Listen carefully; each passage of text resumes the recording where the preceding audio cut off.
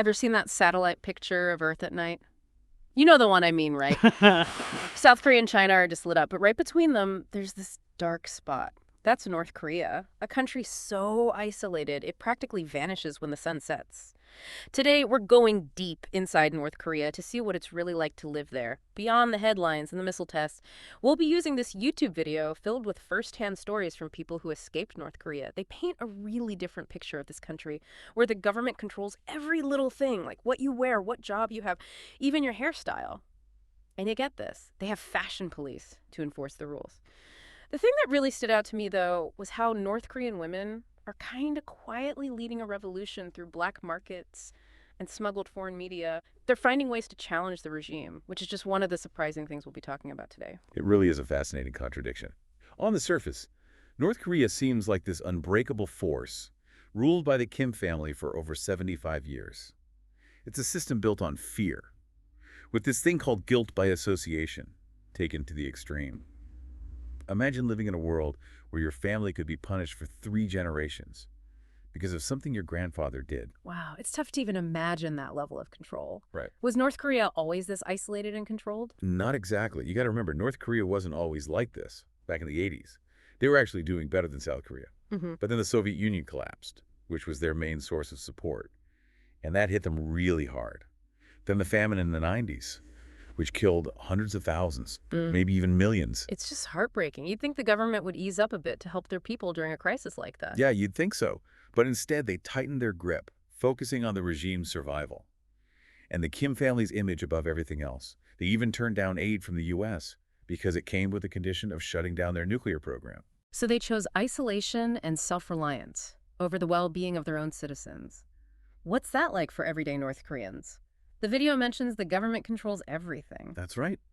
Education, jobs, travel, even what you wear and watch. It's all decided by the state. Take education, for example. It's supposed to be free and mandatory through high school, but it's not that simple. Bribery is everywhere. Teachers favor students whose families can pay extra, and the best schools, the ones that offer a chance at a better life, are only for the elite. Sounds like the system is rigged against you from the start. What about after you graduate? Any freedom to choose your career? Not really. The government assigns you a job, usually with a tiny salary, that barely covers the basics. It's no surprise that many North Koreans rely on black markets called janmadang just to get by. Those jangmadang sound pretty important to daily life in North Korea. What kind of things are traded there? We'll get into the jangmadang more later. But for now, let's stick with the restrictions on personal freedom, like travel. It's heavily controlled. Even moving within the country needs government permission. Can you believe that? Needing permission just to visit a nearby city? And traveling abroad. Forget about it. That's basically impossible. No weekend trips to Paris for them, then. Nope. And that control extends to media and entertainment, too. State-run TV and radio are all propaganda, all the time. Accessing foreign media is totally forbidden, and the punishments are brutal. The video even mentioned teenagers sentenced to hard labor just for watching a South Korean drama. That's crazy. We can stream almost anything anytime. What's with this obsession with controlling information? It all comes down to the regime's fear of outside influence, especially Western culture. They see it as a threat to their power and ideology. So they've created this whole reality where the Kim family is perfect, Yeah. and the outside world is this dangerous, corrupt place. Sounds like a dystopian novel. To keep up this illusion, they need more than just propaganda and fear, right? Right? And that's where the songbun system comes in. Songbun. I've heard that before. Remind me what it is again. Think of songbun as North Korea's social hierarchy. It's a rigid caste system that splits citizens into 3 groups based on how loyal they are to the regime. The core, who are the loyal elite, the wavering, who are seen as suspicious, and the hostile, who are considered enemies of the state. So it's like a social scorecard deciding your place in society. Exactly. Your songbun affects everything. Where you live, what education you get, who you can marry, even your health care. It's designed to reward loyalty and punish anyone who disagrees. Chilling to think your whole life is predetermined by this system. And where you live matters too, right? Absolutely. The capital, Pyongyang, is like a show city reserved for the elite. It's all about creating this image of prosperity for the outside world. But outside the capital, it's a different story. Those labeled as hostile are often sent to remote areas or worse, prison camps. Speaking of prison camps, the video has some truly horrifying accounts of life there. Like Shin Dong Hyuk, who grew up in Camp 14, he saw unimaginable things before he escaped. His story, and those of other survivors, show just how brutal and dehumanizing these camps are. But it's not just the camps, right? The video also shows how fear and distrust are everywhere in North Korea. There's that story of the woman who was punished for saving her children from a fire because she prioritized them over protecting portraits of the Kim leaders. That shows the extent of the regime's control. The secret police play a huge part in this. Enforcing the rules through surveillance, intimidation, and brutal punishment creates an environment where anyone could be an informant, even your own family. So to survive in North Korea, you have to live with constant fear and suspicion. It sounds suffocating. You mentioned earlier that there are cracks in the system. Where do you see them and how are people resisting? That's where things get really interesting. Yeah. And it brings us back to those janmadang, the black markets that are becoming so important in North Korea. They're not just about buying and selling anymore. They're becoming hubs for information and connection.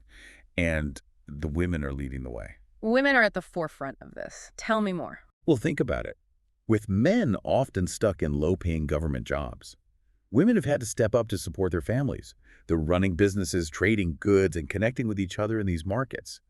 It's given them a level of economic power and independence that's never been seen before in North Korean society. Yeah, it's pretty remarkable. These women who are usually confined to the home are now key players in this underground economy, taking risks, defying expectations, and kind of chipping away at the regime's control without even meaning to. Like an accidental revolution, they're not trying to overthrow the government, but their actions could have huge unintended consequences.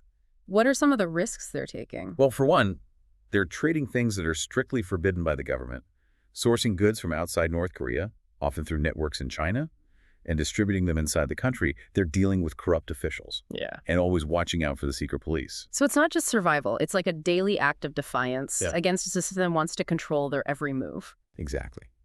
And the janmadang are more than just markets. They're becoming places to share information and ideas. That's where the smuggled USB drives come in. You mean the ones filled with South Korean dramas and music, even news? Exactly. They're like little windows to the outside world, showing a reality that's completely different from the state-controlled media. A digital Trojan horse, sneaking past the regime's defenses.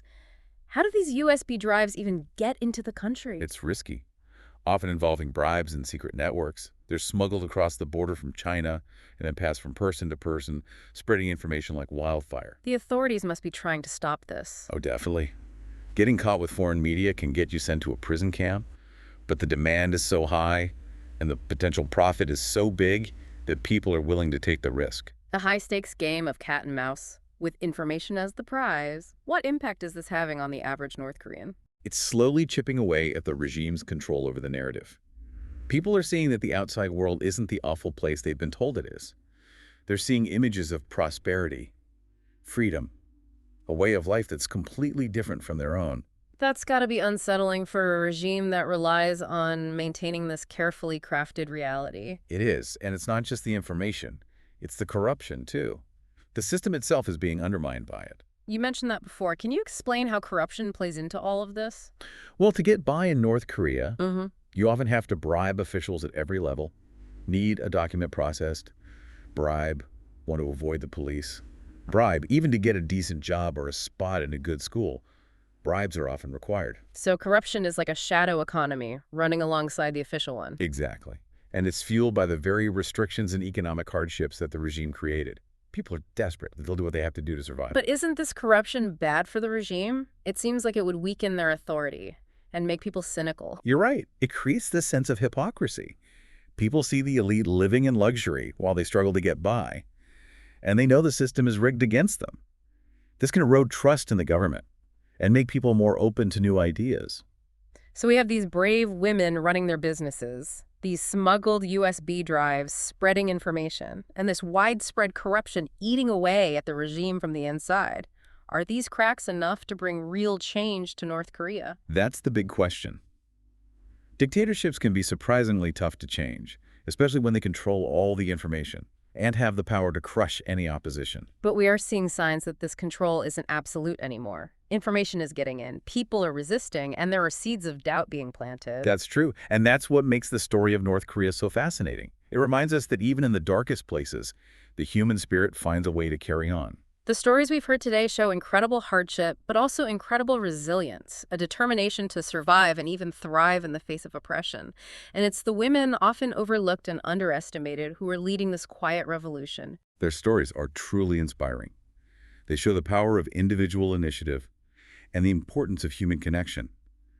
Even in a society that tries to isolate and control them, they're taking risks, challenging norms, and creating space for change. One small act of defiance at a time. It makes you wonder, what's next for North Korea? Can a system built on control and fear adapt to these changes? It's hard to say for sure.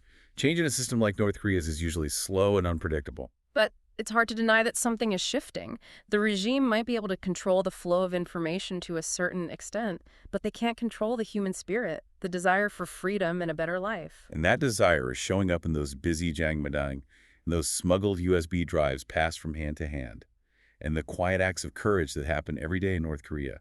These are the cracks in the facade, the glimmers of hope that even in the most oppressive regimes, change is possible. So what can we learn from all of this? I think for me, it's the power of perspective. It's easy to get caught up in our own lives and forget how lucky we are to live in places where freedom is normal. It really is.